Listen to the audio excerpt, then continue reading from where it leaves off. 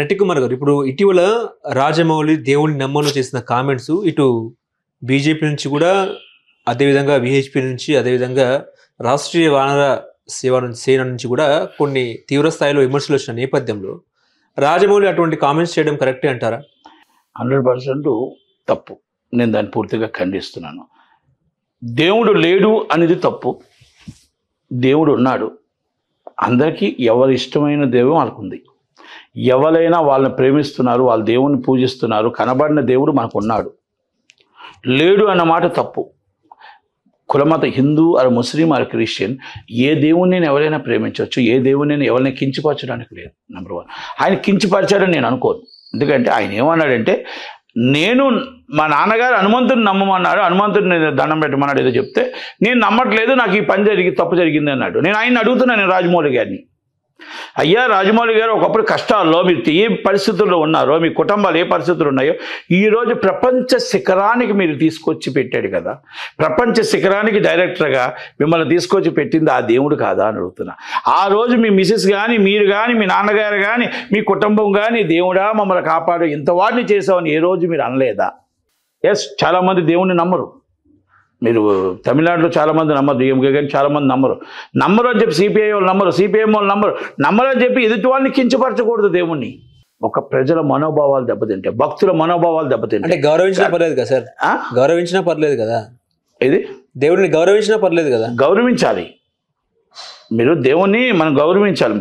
ఇప్పుడు ఆయన నాస్తికుడు అవ్వచ్చు, ఆయనకి ఇష్టం లేకపోవచ్చు. కొంతమంది చాలామంది ఉన్నారు, వాళ్ళు ఏ దేవుణ్ణి నమ్మరు, కానీ అలాగని అగౌరవపరచరు కదా. అగౌరవపరచడం మనం ఎక్కడా చూడలేదు. సనాతన ధర్మాన్ని, వాళ్ళ దేవుణ్ణి, ఏ దేవుడైనా కులమత భేదాలు లేకుండా ఏ దేవుణ్ణి వాళ్ళు ప్రేమించుకుంటారు, వాళ్ళు ఆశీర్వదించుకుంటారు. వాళ్ళ నమ్మకం అది. వాళ్ళ నమ్మకాన్ని మనం తప్పు మాట్లాడకూడదు. వాళ్ళు మీరు రాజమౌళి గారు is a father. Vijendra Prasad గారు ఎవరండి? Rajya Sabha MP of parliament, Rajya Sabha. మరి ఆయన కూడా ఇప్పుడు దాకా ఏ ఒక్కటి చెప్పలేదు. తప్పు కదా. మిమ్మల్ని ప్రపంచానికి తీసుకెళ్ళి పెట్టిన మీరు ఒక కులం అవ్వచ్చు, ఒక మతం అవ్వచ్చు, ఏదైనా ఎవరి గౌరవం వాళ్ళకు ఉంటుంది. ఎవరిని కించపరచకూడదు, ఎవరిని మాట్లాడకూడదు. మీరు ఆ రోజు మాట్లాడిన మాట ప్రజలకు మనోభావాలు దెబ్బతిన్నాయి, మనోభావాలు ఇబ్బంది కలుగుతున్నారు. అలాంటప్పుడు ఒక మాటలో నా మాట వల్ల మీకు ఇబ్బంది కలిగిందా కనుక నేను క్షమించమని ఒక మాట అడిగితే మీకు సొమ్మేం పోతుందని అడుగుతున్నా. మీరు క్షమించండి అని అడుగుతా, ఆ దేవుణ్ణి అడిగితే మీ సొమ్మేం పోతుందో అని అడుగుతున్నా. దేవుడు ఎంతవాడిని మిమ్మల్ని చేశాడు, మీరు ఎప్పుడు దేవుడా నన్ను ఎంతవాడు చేశారు మీరు అనుకోలేదా? మీ కష్టం ఉంది, మీ ఫలితం ఉంది, మీ కష్టం ఫలితంలో దేవుడు కూడా ఉన్నాడు. అది మన నమ్మకం. దేవుడు ఉన్నాడు అనేది మన నమ్మకం, లేడు అనేది ఒక్కొక్కరు ఇష్టం, కానీ వ్యతిరేకం చేయకూడదు. కనుక ఆ విషయంలో రాజమౌళి గారు ఏ మాటగా మాట ఇప్పుడు క్షమాపణ చెప్పాలి. కానీ విజేంద్ర ప్రసాద్ గారు మౌనంగా ఉండడం తప్పు. సనాతన ధర్మం, హనుమంతుడి కోసం అంత మాట్లాడతారు. బజరంగ్ అని సినిమా తీశారు, ఎన్నో చేసిన వ్యక్తి. ఈరోజు విజేంద్ర ప్రసాద్ గారు ఒక మౌనంకి అర్థం ఏంటి? వాళ్ళ మిసెస్ కూడా, వాళ్ళ ఫ్యామిలీ కూడా. It's very important. Please request, భక్తుల మనోభావాలు దెబ్బతినకుండా, వాళ్ళని ఇబ్బంది పెట్టకుండా దేవుణ్ణి ఒక్కసారి క్షమాపణ అడిగితే, మన దేవుణ్ణి మనం అడుగుతున్నాం, క్షమాపణ అడిగితే తప్పులేదు. తప్పు చేస్తుంటే కనుక మీరు చేయలేదని మీరు అనుకుంటున్నారు, మీరు తప్పు మాట్లాడారని భక్తులు అనుకుంటున్నారు. దాంట్లో మనం చేస్తే ఒక మాట క్షమాపణ చెప్తే ఏమవుతుంది? కనుక మిమ్మల్ని ప్రపంచానికి తీసుకెళ్ళిన ప్రేక్షకులు అవ్వచ్చు, మిమ్మల్ని ప్రపంచ చిత్రపటంలో తీసుకున్న దేవుడు అవ్వచ్చు, ఏది ఏమైనా మీరు మాత్రం రాజమౌళి గారు, మీరు ఇంత ఈరోజు ప్రపంచంలో మీరు ఇంత పెద్ద డైరెక్టర్ అయి ఉన్నారు అంటే దేవుడు కృప, దేవుడు అండ, దేవుడు ప్రేమ మీకు లేకపోతే లేదు. కనుక దేవుడు 100% మీరు అవునన్నా కాదన్నా దేవుడు మీతోనే అండగా ఉన్నాడు.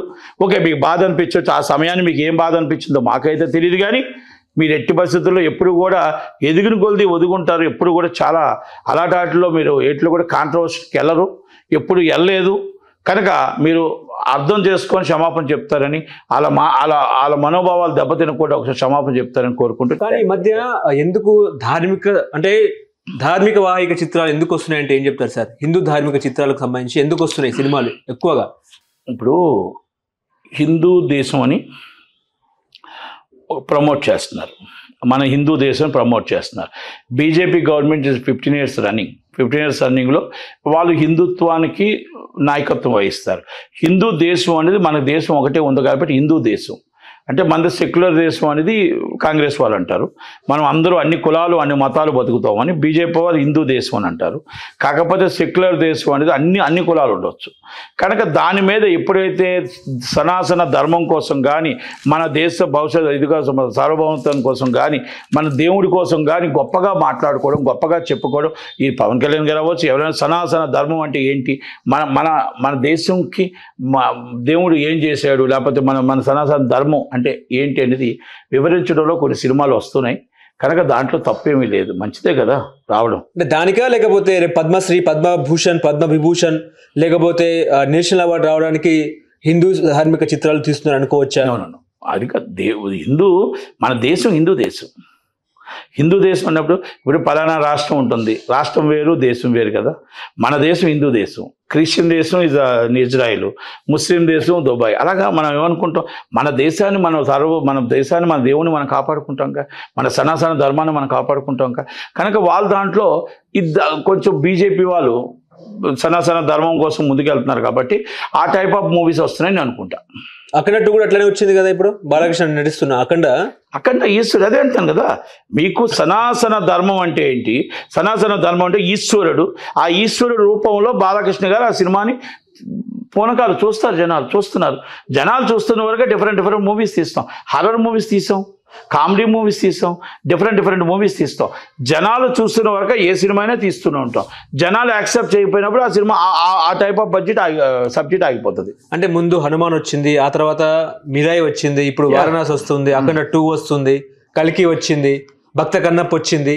ఇదంతా కూడా ప్రజలు యాక్సెప్ట్ చేస్తున్నంత వరకు, ప్రజలు థియేటర్లో సినిమా చూస్తున్నంత వరకు, వాళ్ళ రేటింగ్ వాళ్ళ వ్యూవర్స్ వస్తున్నంత దాకా, ఆ టైప్ ఆఫ్ సినిమాలు ఆడుతున్నంత దాకా కంపల్సరీ సినిమా తీస్తూనే ఉంటాం. ఒక ట్రెండ్, కామెడీ సినిమాలో ఒక ట్రెండ్ నడిచింది, ఇప్పుడు మాస్ మసాలా కొంత ట్రెండ్ నడిచింది.